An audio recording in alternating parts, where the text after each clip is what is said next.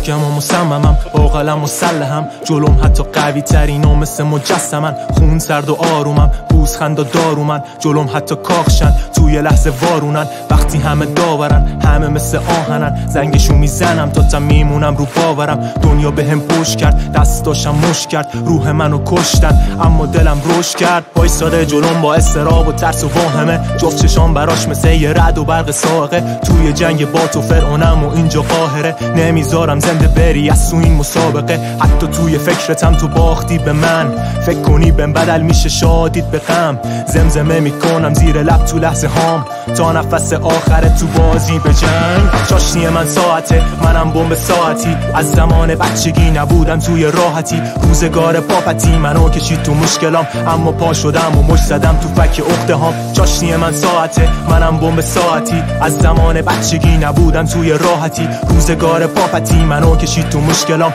اما پا شدم و مش زدم تو فک عقده هام.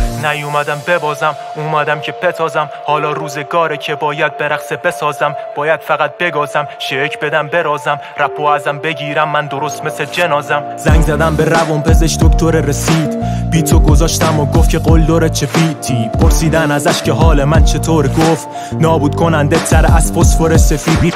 کار گذشته از تیر، من ضد گلولم، قبلا غروب آفتاب و الان شکل طلوعم. با این وجود که سراسر پر از زخم دروغم، دشمنای دیروز من الان اهل قبورن. اون موقع که کسی نبود خودم کس خودم شدم، وقتی زمین زدن منو دم نزدم بلند شدم. اباختنم خنک شدن، همه برام دورنگ شدن، ولی همه تنه هاشون به پیروزی پلم شدن. چاشنی من ساعته، منم بمب ساعتی، از زمان بچگی نبودم توی راحتی. روزگار پاپتی منو کشید تو مشکلام، اما پا شدم و مش زدم تو فک عقده هام. چاشنی من ساعته، منم بمب ساعتی، از زمان بچگی نبودم توی راحتی. روزگار پاپتی منو کشید تو مشکلام، اما پا شدم و مش زدم تو فک عقده هام.